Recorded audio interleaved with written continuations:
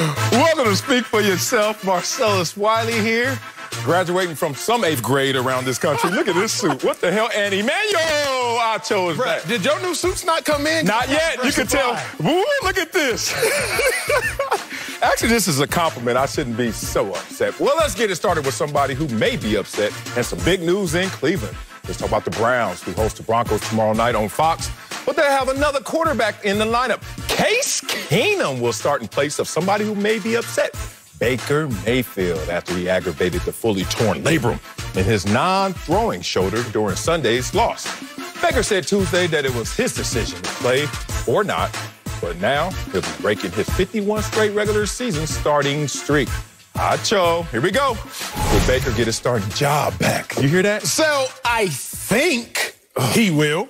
I think. Ain't no guarantees. I mean, now, if you are a Browns fan, you probably don't want Baker to get a starting job back anytime soon. Because Case Keenum, when Kevin Stefanski was his quarterback coach in 2017 for the Minnesota Vikings, y'all remember the Minnesota Miracle, Case Keenum led the Minnesota Vikings to a 12-4 record, playoffs included. They were 13-3 in the regular season. Case Keenum took over for a former #1 overall pick. Case Keenum took over for a former Oklahoma quarterback. Case Keenum took over for a former Heisman winner. I didn't even prep that in the notes. That just came to me now. Case Keenum took over for Sam Bradford and led the Vikings to the playoffs, to a playoff win, to a miraculous playoff win, if you will. So if you are a Browns fan, you shouldn't rush to give Baker Mayfield his job back. And in all honesty, you might want to anticipate he won't get it back. Kevin Stefanski is already fond of Case Keenum. We know that. That's why Case Keenum is not only on the roster, but making $6 million as a backup quarterback. Let's not get it twisted how much money that is for a backup quarterback. Case Keenum has succeeded under Kevin Stefanski's tutelage. He wasn't the OC, that was Pat Shurmur. He wasn't the head coach, that was Zimmer, but he was still the quarterback coach. So Case Keenum has succeeded under Stefanski's tutelage.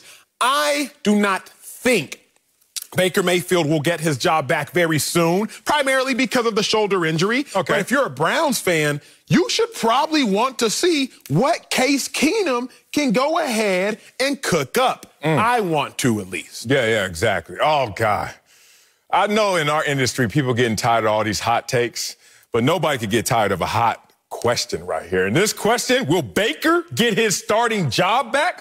I thought it was premature. We were prepping for this. I heard the question this morning. I said, well, wait a minute. I know that Baker's not starting, but he's still the starter. Like when I was a starter in the league, there were games I didn't start. And I'd be damned if I ever watched the show and they said, will Marcellus ever get his starting job back? I'm like, I haven't even missed the game yet. Woo, it feels a little premature. But then you start to think, and then you start to realize, and then you start to sound like Acho. Like, wait a minute. Not only should Case Keenum start this game, but give him a little runway just to see what Case Keenum can do. Because Case is going to make a case for Case to be the starter. Was that an original one, or does that come from your producer? Come on, man. I'm triple OG. Did it come from your producer or not? That was actually me. That wasn't Eric B. That was Rakim. Okay, let's get some. Now, let's talk about this dynamic, what's really happening right now. Because I know Baker Mayfield and what he's feeling right now. He's feeling like, oh, man, I'm going to mess up. Not mess up in terms of my performances going forward. Is he going to come back in terms of health? I don't know. I had a torn labrum. That's the end-all, be-all of shoulder injuries. Look, here's the pecking order of shoulder injuries. Talk to me. You get an AC joint. I used to get that. Get the long needle, longer than your arm injected. Where it hurt, right there. Okay, we're going to give it something. I'm good. You can get that shaved down. Then you get the rotator cuff. That messes with quarterbacks. Trust me, I understand that. But I had that as well. Still was out there getting sacks and doing rip moves, all that. But then that labrum came, and it went and knocked on me and said, Marcellus, that's it. That no more play. And I was like, oh, torn labrum. It's his non-throwing shoulder, but how does that affect him? The shoulder goes from here, which is proper balance, proper structure. Look, you could be in the pocket, stand tall, to this. Now, where are those balls going if you're in Cleveland? Lake Erie? They gone, dog. They are in Lake Erie in terms of accuracy. What is Case Keenum going to do in terms of pressure? He's going to present a case to not only the team, but to the organization that, hey, well, we're going to spend maybe $200 million on this when we can get a facsimile something approximate to that and spend lesser than. Case Keenum's going to give them something that they can look at in an alternate universe that may be worth the value of what Case Keenum's going to provide. Let's break down for y'all, the viewers, what other shows might not, which are the hard truths. I love Baker Mayfield. I love the Cleveland Browns. Remember, Browns drafted me, so y'all have my affinity for life. But I also got to tell y'all these hard truths. The NFL does not want to pay players. Teams don't want to. They will if they have to. You know, remember that game, Mercy? Mercy. You playing with somebody and, mercy. You got me. Yeah. That's all contract negotiations are. Contract negotiations are a game of mercy, except you are always the younger brother as a player. And the older brother is the team. And the older brother will more than likely bend that arm, twist that wrist, contort that knuckle until you say, mercy. Yeah, right. Well, Baker Mayfield actually has the Browns a little bit as the younger brother. Baker Mayfield led the Browns to the playoffs first time since 02. Baker Mayfield led the Browns to 11 wins, first time since, I believe, 02 again. Baker Mayfield led the Browns to a playoff win, first time since 94. So Baker has all the leverage. But what? If you get bench Baker because of a shoulder injury, and we replace you with a 33-year-old Case Keenum, and he does what you were doing, which wasn't very impressive this season. 6 touchdown passes. That's 1 touchdown pass a game. 3 interceptions. And you've lost 2 games in a row. You're currently sitting at 500, 3-3. We will now get to identify, Baker, how much value are you adding? I personally want to believe it is a lot. But, so you've been in this position before, at least we've talked about these positions before. You never want to get replaced because now we can accurately dictate your value. When you're currently there, we assume, man, Baker, they went 11-5 because of you last year. We assume that the Browns are legit contenders with Baker at the helm. We assume, man, Browns, y'all don't want to go back to what you had before, to the Johnny Manziels of the world, to the Brandon Whedons of the world. But we don't have to assume anymore. And you know what they say about assuming? But it make a what? It only makes a out of you and me. Man, you sound like and a coach. now we ain't got to assume. Now we can see exactly how much value Baker Mayfield is adding. So if you are a Browns fan, and Buck being a Browns fan, say you Andrew Berry, GM of the Browns, great guy, phenomenal guy, brilliant mind. He was over at Philly. I know Andrew Berry. He's looking like, man, I might be able to save a couple dollars if Case Keenum balls, because now Baker Mayfield, you no longer have leverage. We have leverage once again. Man, damn Baker Mayfield in that position. And damn, this show is the one to highlight that position. Emotional content is what we're giving this actual example, and that's what I love about doing this show.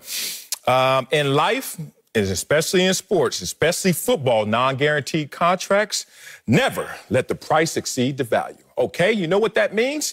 If you're Baker Mayfield, you can never let them think that they were going to pay you something that you weren't worth.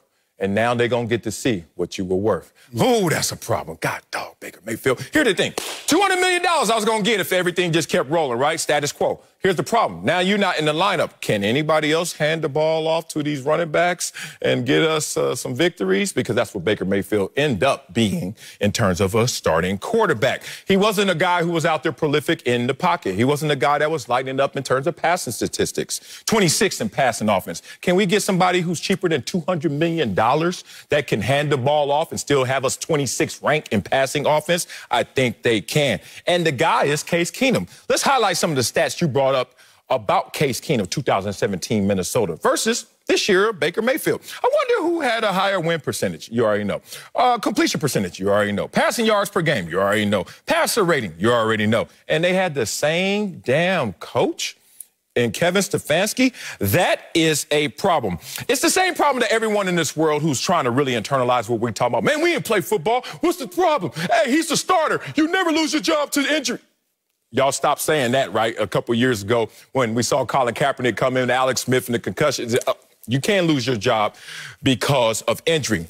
It's the same issue that everyone in this world has when they have credit and credit cards versus cash. Okay, let's go into the store. Let's go into the store, please. Let's go into the store. Now, you're going to spend what you're going to spend. But if you got a credit card, they have already shown, not only economists, but psychologists, that if you ain't got cash, something that you could really touch and feel, then you're going to spend a little bit more because I ain't got to really deal with that right now. Baker Mayfield was spending money that he didn't have just yet. The organization was about to spend money in credit because they were like, Baker Mayfield has changed the fortunes. Baker Mayfield is our new credit card. He's likable. Our fan base loves him. He's changed our fortunes. Okay, put the card down, whatever you need, Baker Mayfield.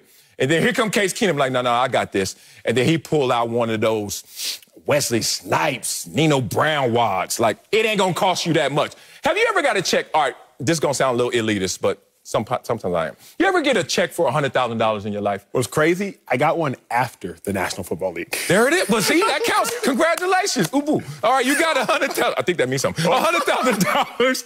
$100,000 check, right? A check like that, crazy. Have you ever had $100,000 cash in your life? Holding it. Just holding yes, it. But I didn't own it. It wasn't mine.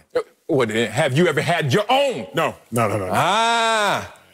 But the point is this. The point is this. I have seen someone who has said, when they get a check, all right, ball it up. Here you go. Deposit that. When they get that wad, they hold on to it differently.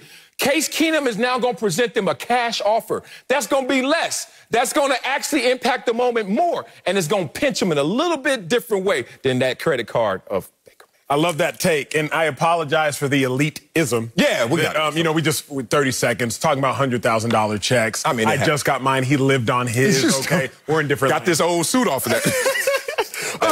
Here's what I have to do, though. Okay. I'm not going to act as though, I'm not going to make the same ignorant mistake I made last year when Andy Dalton was replacing Dak Prescott, and I was like, oh, the Cowboys ain't going to miss a beat. Andy Dalton might actually make the... Okay, but we have to remember that Baker Mayfield is not Dak Prescott. And Case Keenum is actually probably the equivalent of Andy Dalton. Also, for those that look and say, well, Case Keenum was 0-8 as a starter in Washington, remember, that was Jay Gruden's last year as a head coach. Okay. That was Callahan's last year as a head coach. Well, Case Keenum wasn't good in Denver either.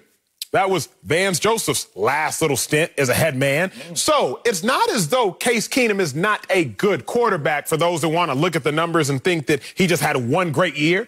It's when you give Case Keenum a good defense, good enough defense, and the Browns' defense by no means is great. But they can force some fumbles because of Myles Garrett, and Jadeveon Clowney's been in his bag. They can be opportunistic.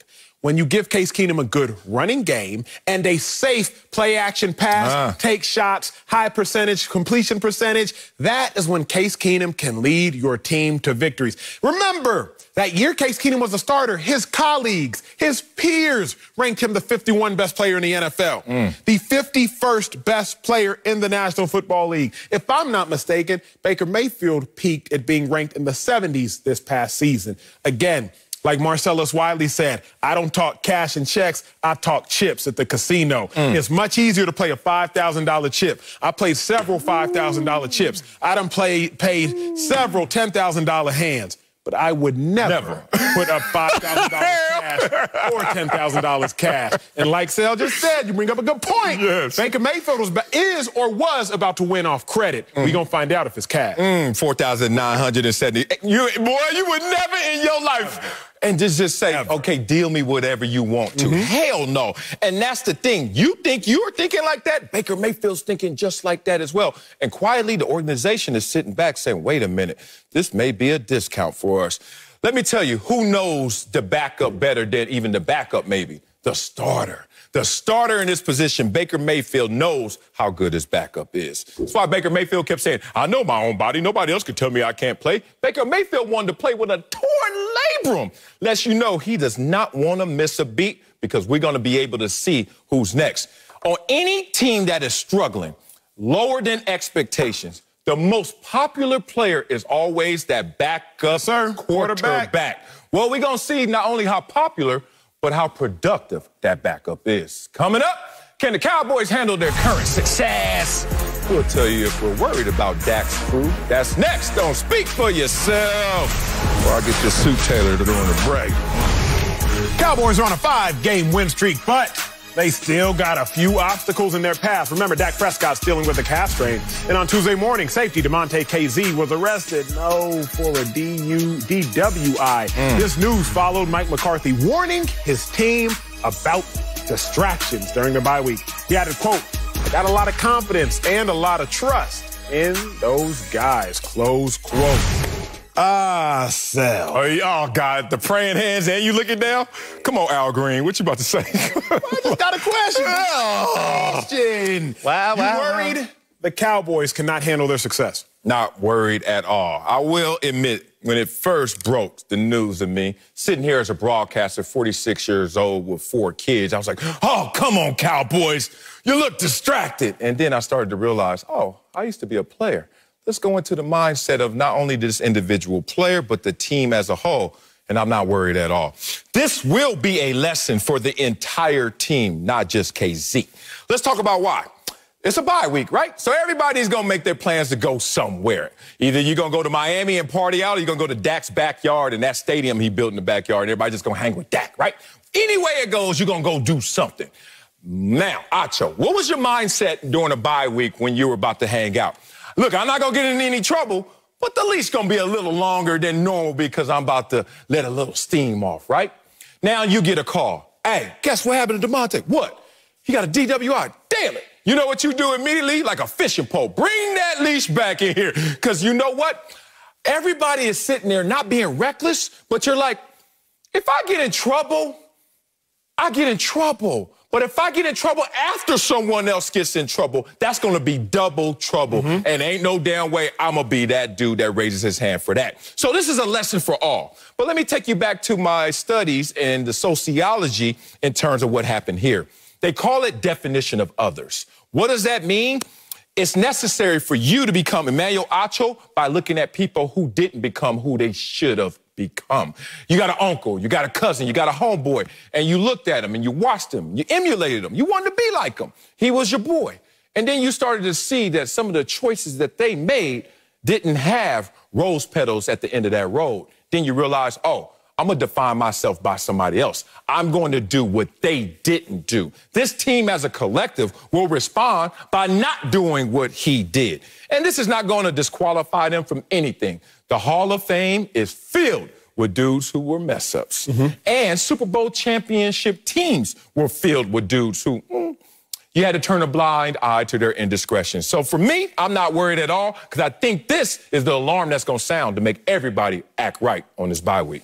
I'm going to say something that's going to change your mind and hopefully blow y'all's mind. The Cowboys won't be able to handle their success because their head coach, Mike McCarthy, has never proven he can handle the success. Last time Mike McCarthy started 5-1 and better, he started 6-0, 2015, Green Bay Packers, went to the bye week like the Cowboys now, week 6 bye week. Mike McCarthy came out of that bye week and lost 3 consecutive games. He went to the playoffs and he got bounced in the divisional round. Well, Mike McCarthy started 5-1 or better in 2011. He started 13-0. We talked to Greg Jennings. He was on that team. They go 15-1. Again, they were feeling themselves. Let their superstar at the time, receiver Greg Jennings, tell it. They get bounced. Divisional round. But Mike McCarthy has won a Super Bowl, and we got to give him his credit for doing that. When did he win a Super Bowl? When they were 10-6, a wild card team, decimated by injuries, and you run the table as a wild card team. So Mike McCarthy has never actually shown he can handle success. What Mike McCarthy has proven to us is he can handle the storm. The 10-6 Storm as a wild card team leading his team. Road game, road game, road game, road game, Super Bowl win. I need that. But when he was 15-1, bounced first playoff game, New York Giants. When he started off 6-0, bye week, lost 3 games in a row coming off that bye week. And now as the head coach for the Cowboys, they're 5-1. Give your players the entire week off, but you got to understand your kids. Like any parent, you got to understand your kids, what they can handle, what they cannot handle. If your kids cannot handle having no curfew, then instill a curfew. Because I know some coaches who have a bye week, no, we still going to practice Monday. We still going to practice Tuesday. Then y'all can come off until Sunday. But I'm not going to give y'all the whole week off because remember, DeMonte KZ got in trouble the first night he could get in trouble. Cowboys played on the road Sunday in New England. Cowboys likely did not land back at DFW until roughly, give or take, 1 a.m., I would say. Game man's at about 7 or so. You don't get on the plane, leave until 10 or so. They probably didn't land until 1 or so. And DeMonte KZ, he was already tired. Remember, he claimed that it was his job, his fault he got beat on that Trayvon Diggs play. So I know he was mentally, if not physically, exhausted. So the first night you could go out, which is Monday night into Tuesday morning. You go out and you get in trouble.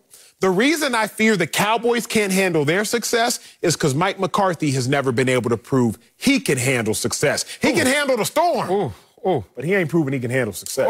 There's nothing worse in this world. You ain't changed my mind. Did he blow y'all mind? I don't know. Y'all tell me. Hit me on Twitter. Oh, man. Ain't nothing worse in this world when people want to connect the dots, and they want to connect the dots with the lowest common denominator. You use his low points of his life, his low points in his career. KZ or McCarthy? Sound like both, but that's why you said both. You use those to try to get this narrative out there, and I'm going to sit here and push back. Please do. You say, oh, Mike McCarthy, you ain't ready for this. You can't handle success. Hasn't proven it. Oh, and there are 32 head coaches in the league. Yes, How sir. many of them have Super Bowl championships? 8 now, 9. So let me just start off here with some simple math. 24 of you coaches out there can't even handle the success to even get in the position to have the success of winning the Super Bowl championship. Let's just start there. Okay, so Mike McCarthy say, oh, I ain't in that group. So I'm one of 8. Now, let's get to Damontae KZ. Has he been in trouble before? Last time I checked, no. Now, I may be wrong. I don't know everything about him. Maybe his record got expunged. I don't know. But I do know, was he a rookie in 2017? Because Acho comes up here and says, the first moment he gets a chance to get in trouble, he does. When you get drafted in the NFL, day one is the day you can get in trouble. He was in Atlanta for years, and I ain't never heard of him in terms of getting in trouble. He survived Atlanta. He gonna handle Dallas just fine. The DWI was obviously a blemish, but let's not try and characterize him as something he's not, and let's not try to exaggerate this as this team is something that they're not, including their leader. When you look at him, when you look at this situation, it's as simple as this. Choir boys work on Sundays, right? But not in the NFL. You know where they work at? They do this. That's what they do. Come on, girl, turn it up. That's what they do at the Tabernacle. But in the NFL, the choir boys, they don't always exist. It's okay to have a guy. Let me give you some names. Where you going, though, Phil? Where I'm going? I'm going where. Did we watch AB get on a team last year? And AB's had his issues. And I'm not trying to disparage anybody's name, but I got to bring it up because it's of record. And that team won a Super Bowl. Yeah, you can win a Super Bowl with an AB, duh. Damontae KZ is not even on that level in terms of indiscretions in the past. Did we see a Marshawn Lynch turn over a new entire script? Forget a leaf, an entire new identity when he went to the Super Bowl in Seattle. Y'all remember Marshawn in Buffalo? Like, people can do these kind of things, and that team wins a championship. Let's not go back to all the way the Ravens. Let's not go back to when the Rams won and they had some DUI issues, manslaughter issues. Point being, in the NFL, no one raises their hand in the idealistic way to say we're going to have some problems on our team. But also, they don't tell you to put your hand down in terms of a Super Bowl championship if you do have some problems on your team. So I'm not going to really go out there and exaggerate what he did. Bad, but it's going to be a lesson for all to do good. I don't know if a DWI needs exaggeration. It's already an exaggerated crime. Like, I'm not making this any worse than it is. Yes, you are. My dog was out at 3 a.m. intoxicated behind a wheel, if I'm not mistaken. That needs no, please. Can we do this? Are we going to do the real show or are we going to do the, oh, come on. Look, he did something wrong. Look, CHP, California Highway Patrol, came to us and gave us a seminar once. They said, look, you football players, all of y'all in here, 200, 300 pounds, all the muscles. I know y'all going to fall into these traps. Let me help you out. You guys drink too much in volume. Now, you may think you're drinking to intoxication. He's going to tell you that the threshold is lower than you're going to feel. I've known that for a fact. That's why I've never had a DUI, because I caught the trap before it actually was presented. Another thing that happens to these football players, and I'm not excusing behavior, I'm just trying to let you know that this guy may not have made the worst decision in the world. Let me tell you why. Once you say you're going out, your mind is of clear mind, body, and sound, right? And then you get out. And then all of a sudden you start to think to yourself, oh, you know what? I may be having I'm going to have a couple more. I'm going to have a couple more. Now, at that moment, Acho, what should you do? Because you don't drink, so I understand you've never been through these beats. What should you do? Call your friend, right? What should you do? Hand someone your keys. What should someone else do? Take the keys from you, et cetera, et cetera. But you know what the CHP told us, and you know what always happens? These guys are making decisions when they're already intoxicated. So any decision he made once he left his house was an intoxicated decision. That's not a justification. That is an explanation that hopefully somebody who's never had a drink can understand. It's not a matter of understanding, but I think just as you pull out verbal grace, you also need to push out verbal justice. He getting the justice. I'm a different dude. Like you said, I ain't never drank, thus I ain't never drunk driven. Yep. But I know this much. I'm not the type to offer extended amounts of grace for a guy putting his life and other people's life at risk at 3 a.m. That's my issue. I am with you. But that's not our conversation here. It's not. Our conversation is, are the Cowboys in a position to handle the success? Yes, sir. Are they going to get drunk off their success? Yes or no? The reason I think yes is because the team hasn't taken figurative drinks before of success, that they don't have a high tolerance. I ain't never drunk before, but I hung out with a lot of cats that have, so I know this much. What you know? I know the more you drink, the higher your tolerance is for alcohol. Yeah, my Uncle Benefield could put a pint down. The Cowboys have not drunk much success. They were 13-3 Dak's first season and Zeke's first season, 2016. Okay, but who are the major players on that team? CeeDee Lamb wasn't there. Mari Cooper wasn't there. Michael Parsons wasn't there. KZ obviously wasn't there. Randy Gregory was there, but he was suspended for 10 games during the course of the season. So when I look at so many of the Cowboys contributing players, they're superstars on offense outside of Dak and Zeke. Amari, CD. They're superstars on defense right now because DeMarcus Lawrence is hurt. Randy Gregory balling. Trayvon Diggs wasn't there. Michael Parsons wasn't there. So their best players defensively weren't there, and their superstars offensively weren't there. So because of that, in the literal sense, alcohol, you can grow your tolerance based upon drinking success, then I would assume you can grow your figurative tolerance based on drinking the figurative success. These Cowboys players ain't tasted success like this, so I think they all gonna get drunk off 5 and 1, because you feel a little differently. At least they coach the driver. Has never, ever been pulled over. Like he did, though. When? If you go 6-0 in 2015 and you lose your next 3, that's getting caught at the wheel. How the hell? If you go 15-1 and you lose your first playoff game, that's bad. That's getting caught at the wheel. That's getting drunk. Late great Marty Schottenheimer went 14-2. They lost their first playoff game before. It happens. That doesn't mean that's a DUI. That doesn't mean that's a DWI. In this situation, how many guys can get you all the way home? That's the conversation we should have. How many coaches can do what Mike McCarthy's already done? Raise your hand if you can, coach. 2/3 of this league can't even raise their hand. But you gonna ride with them. Be in the car, making a lot of noise, not going anywhere. Me, I'm rolling the dice with Mike McCarthy. It's gonna be a fun ride. Coming up, Lamar Jackson was called a running back that also plays quarterback. Oh, damn. Whew. We'll tell you if we have an issue with this bulletin board material next on Spicy. Speak for yourself. Somebody come get Marcellus. Welcome back. Just hours away from Game 5 of the ALCS at Fenway Park in Boston. As the series is tied at 2 apiece. Love that. Last night, the Astros exploded in the late innings, set the table for today's pivotal Game 5. Coverage starts next only on FS1 and the Fox Sports app. So give me some of your baseball numbers now. Let's get back to the NFL, where Lamar Jackson will lead his Ravens in a big AFC North matchup against the Bengals on Sunday. And he might have some extra motivation. Lamar's passing ability has been criticized his entire career. And Bengals linebacker Logan Wilson provided bulletin board material ahead of their matchup. Take a listen to Logan. He's a running back that also plays quarterback, I think. He's very dynamic. You just got to contain him as best you can. We'll get more into that game plan next week. Wilson clarified his comments, tweeting, "This is 1,000% a compliment to him with his skill set as a runner. No need to try and make something out of nothing. LOL, we all know he's an elite passer too." Acho, you have an issue with Wilson calling Lamar a running back that plays quarterback? No. And everybody stop being offended when people say that Lamar's a running back that plays quarterback. Take it as the compliment it is. Lamar Jackson, he fits the description. He just don't play the position. What you mean? Lamar Jackson has more rushing attempts than RB1 for the Philadelphia Eagles, Miles Sanders. Lamar Jackson has a higher rushing average than the best running back in the game of football in Derrick Henry. Lamar Jackson has more rushing touchdowns than RB2. Some people say should be RB1 for the Dallas Cowboys and Tony Pollard. Lamar Jackson fits the description. He just don't play the position. Lamar Jackson is both a top 5 rusher and a top 5 passer. Take it as the compliment it is. Lamar Jackson, you a beast. Beast. That's it. Let's remove the conversation from Lamar so we can remove the sting and have a real conversation. People used to say that the great Cam Chancellor was like a linebacker. They didn't say that as a slight. They said my dog Bam Bam hit like a linebacker. Now watch his highlights. My dog also gets pick sixes against top flight quarterbacks. Watch Cam Chancellor's highlights. He's a dude. Let's talk about a close friend of mine, not as big a name. Brad Smith, beast quarterback. Quarterback Brad Smith? Missouri.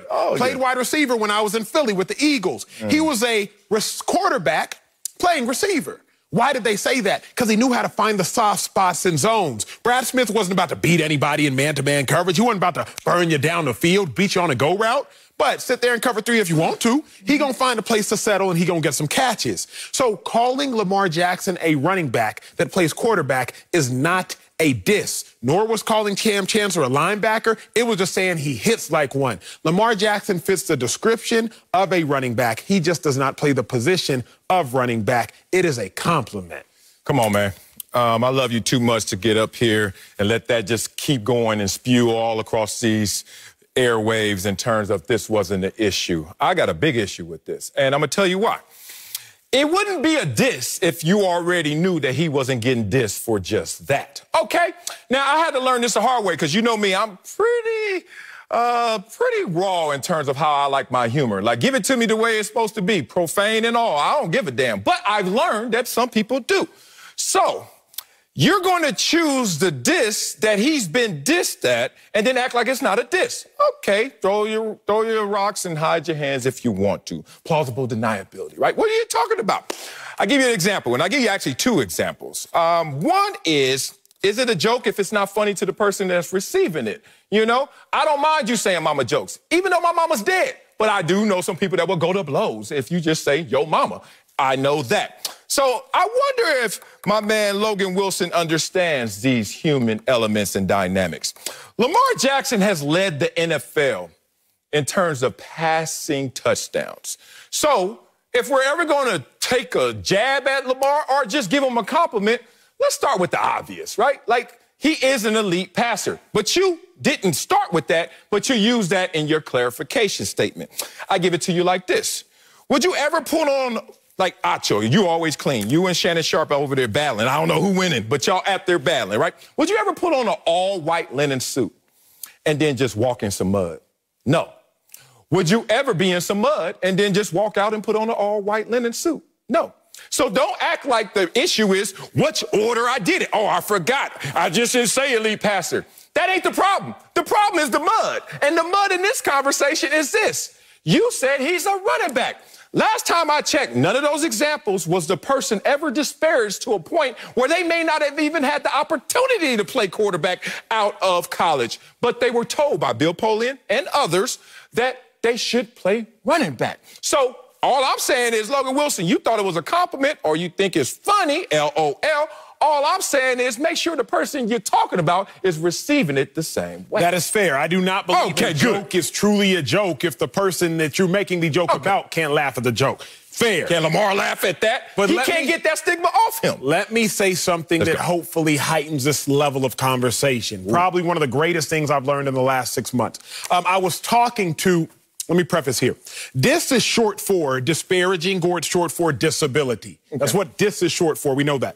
I'm talking to a major corporation, their head of disabilities, and I'm hosting this conversation, and me trying to be kind and polite is like, oh, you have such unique differences. You are so uniquely skilled, because I'm not trying to say disability. I'm thinking that's offensive.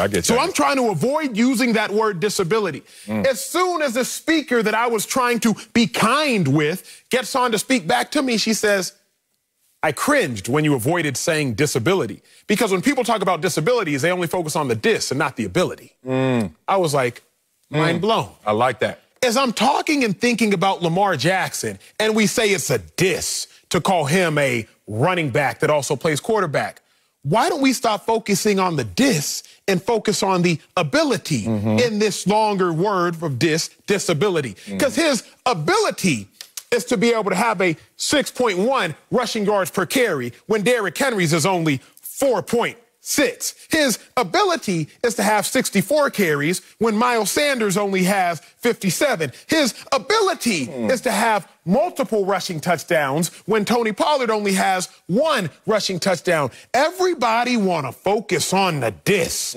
Calling Lamar Jackson is a diss. Well, in that word disability, there's also the word ability. And I'm going to focus on Lamar Jackson's running ability along with his passing ability. Yeah. That sounds good on paper. And you got an example to support that paper, so it's not paper thin. You actually got a human to hold up that little piece of paper. But I'm going to give you something a little different. You just feel like arguing. You just feel like arguing. Every day, all day, any day, every damn day, Outcast. You know who's right there in terms of rushing touchdowns and rushing prowess with Lamar Jackson? Josh Allen. I dare someone ever say that Josh Allen's a running back that could, clarification post, LOL, he's also an elite passer. You know why they don't do that? Because we all play ball. I'm not even going to racial element. Look, in this conversation, you know me, I usually don't want to hear somebody going racial. But I give you a little of my earwax on this one. Like, if y'all wanted to go there, go there. I'm listening. I'm not saying that, though. But I'm not going there either. I'm going to go here. NFL 101. We all went to some park. 8 years old for me. What year did you start playing football? Yeah. 8, okay, 8 years old. Little Acho, dusty. I'm sure no lotion. You're 8. You shouldn't have on lotion on your knees. And Coach looks at all of us, right? This is what I hate. And you talked about this in broadcasting. Let's take it before we were broadcasters. The box, typecast, how we get put in it. I know. Me, at 8 years old, as soon as I got there, my coach didn't even ask me a question. Didn't see me run a drill. He said, go over there with the running backs.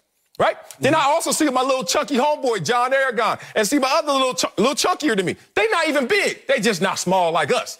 Linemen, right? And then Coach lets us play. And then he sees, damn, John, you can run.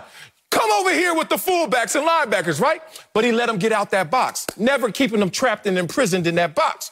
But the funny thing is, what Lamar Jackson, to fast forward this, has still been, no matter leading the league in touchdowns, passing touchdowns, is still in that box where in our minds, in our perception, in stigma, he's still playing a position to other people that the dude has clearly showed you that he doesn't have to play. That's my only problem with you. Let me win Miss Universe. Mr. Universe. Let me win Miss Universe and somebody go up to her and say, hey, girl, you ain't that cute. You'd be like, mother, like, that's how Lamar feels when people say he ain't a lead passer. Or worse, they wait till after they get the backlash and then want to clarify it. Coming up, there's no brotherly love with Ben Simmons and the Sixers right now. We'll tell you who's to blame for the drama. That's next. Don't speak for yourself, Nogan. Yeah, I called you Nogan. I'm sorry. Coming up next, it's Game 5 of the ALCS. Alex Cora, the Red Sox, looks to take a commanding 3-2 series lead before the series shifts back to Houston. H-Town. Coverage starts next from Fenway Park right here on FS1. Well, speaking of today's pivotal Game 5, David Ortiz is putting his money on the line. Scan the QR code, download the Fox Bet Super 6 app, and answer 6 questions about Astros, Red Sox Game 5 for your chance to win $10,000 of Big Papi's money. Don't miss out. There's still time to make your picks. Completely free to play. Now let's get to the NBA. Ben Simmons will not play in the Sixers opener tonight. What? This follows the 3-time All-Star being thrown out of practice. Get out of here.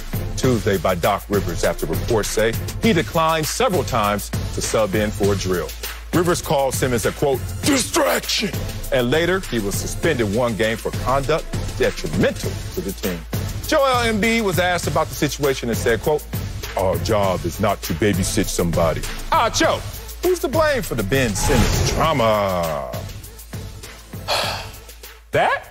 Yeah. You got to do wait and exhale? Yeah, this was a wait and exhale one. Where my one shot? Because I need people to feel this one. This one, I had to feel this one. The child who is not embraced by the village will burn it down to feel its warmth. One more time, please. One time. The child who is not embraced by the village will burn it down to feel its warmth. What we can all agree on is this much. Ben Simmons wasn't embraced by the village. Now, Sixers fans, you might try to say, well, we embraced him early on. But Ben Simmons came into the league as a figurative speaking child, 20 years old. Ben Simmons was not embraced, at least not through the duration. Many people say, well, we embraced him until he stopped shooting. Well, sure, then you embraced him conditionally. Ben Simmons wasn't embraced by Sixers fans. He wasn't embraced by his head coach, Doc Rivers. Remember, after they lost, Doc Rivers said, I don't know if you can win a championship with him. He wasn't embraced by superstar Joel Embiid. Ben Simmons was not embraced by his tribe, by his village, by the Sixers organization. And thus, you're now seeing him burn it down. Don't say that a max deal or $180 million, $160 million is an embrace. That's money. And there's a difference in life between love and money. Don't ever get it twisted. So, who do I blame? Sure, I'll blame Simmons to some degree. But who do I really blame? I blame those that are part of the Sixers franchise. And I also blame those, to some degree, Sixers fans. I don't think people that are fans ever understand what it's like to be the person that is the player. Yeah. Real quick, and then I'll be done. I know you got man, take your time, do it right. The audience never understands what it's like to be the actor. The audience boos, the audience cheers, the audience jeers. But regardless, they have no idea what it's like to be the actor. The disparaging tweets, the condemnation of everything Ben Simmons does. Why would he want to play there? Why would he want to sign up for that? There isn't an amount of money that can buy somebody's happiness. I'll say it again because I've had to experience it. There isn't an amount of money that can buy somebody's happiness. So again, the child that's not embraced by the village will burn it down to feel its warmth, and Ben Simmons is now just burning it down. Damn. That was a fire take right there. You burned that up right there. Respect. I'm going to put my take on the side of that take because I'm not disagreeing with you. I just want to add to what you said and supplement it. Who's to blame?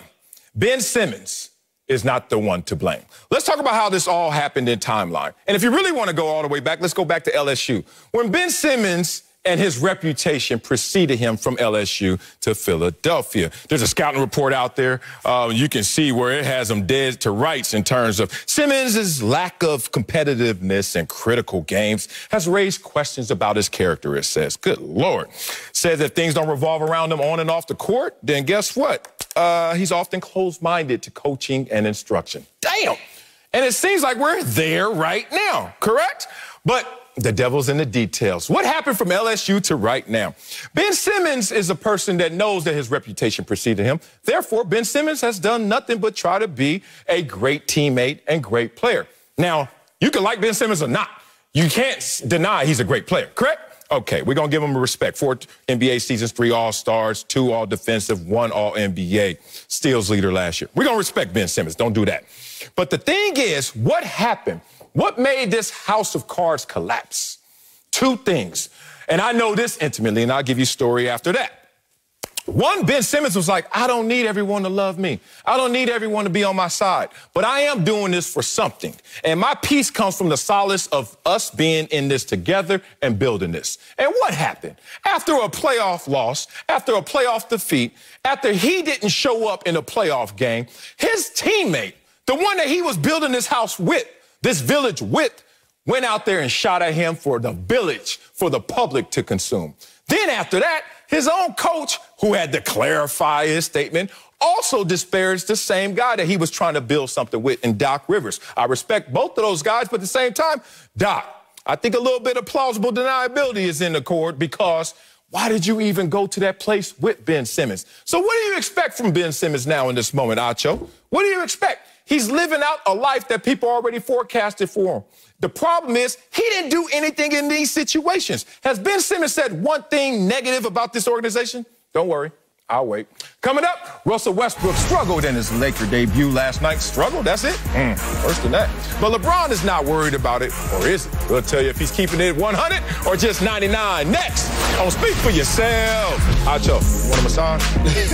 Did not go as planned in last night's loss to the Warriors. He only scored 8 points on 4 of 13 shooting. But LeBron is not pushing the panic button. Y'all take a listen. This doesn't happen like overnight. It's not instant oatmeal. You have to work the process. You have to get better with it.